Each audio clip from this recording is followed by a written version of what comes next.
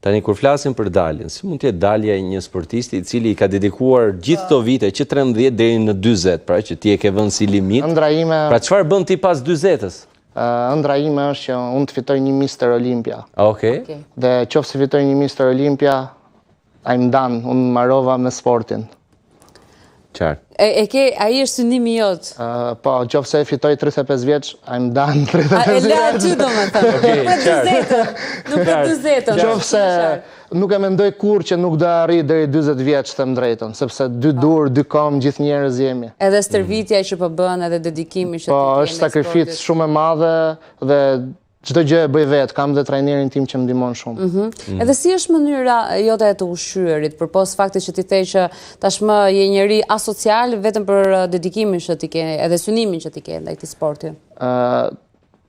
Është shumë e disiplinuar, janë kryesisht në ditët e stërvitjes 6 vakte, në ditët e pushimit 5 vakte, të kalkuluara. Të kalkuluar, kur themi kalkuluara... Kryesisht janë proteina dhe karbohidrate çdo vakt. Vezë në shumicë? Vezë, mish, pesh me shumicë. Vërtet? Si është mëngjesi jot? E vërtet. Okej, mëngjesi im është 10 vezë,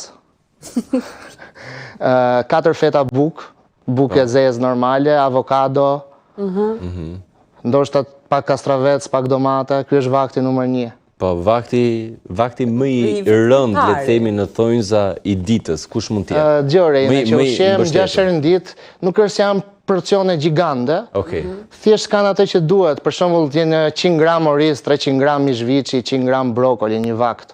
Një vakt, e qartë. Një vakt. Pra, vakti jot i drekës.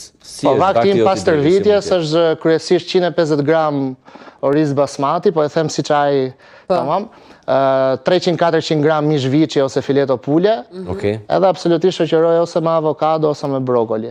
Super, pra gjatë gjithë kohës edhe balancën e perimeve, balancën e karbohidrateve. Po shumë e thjeshtë ndrosh gjërat, kupton, mund të përdorësh patate furre. Po asnjë gjë që mund të jetë e skuqur, të ketë shumë krip, shumë sheqer. Gjë them diçka, unë vezën mëngjes gjithmonë i skuq me pak vaj ulliri, kupton, ke tiganet sa mos ngjisin. Vaj ullirit nuk është fare i dëmshëm, unë e përdor edhe ka orizi gjithmonë. Po, patjetër. Dhe ndërkohë kur kam dëgjuar edhe rrëfime të tjera të personave që janë dedikuar këtij sporti dhe sporteve kryesisht, thonë që bodybuilding është sporti më i kushtueshëm në mënyrën se si jetohet, pra edhe dedikimi. Është e vërtet? Besoj që ata që ta kanë thonë ty këtë gjë nuk e din akoma ç'do thotë sa i shtrenjtë është.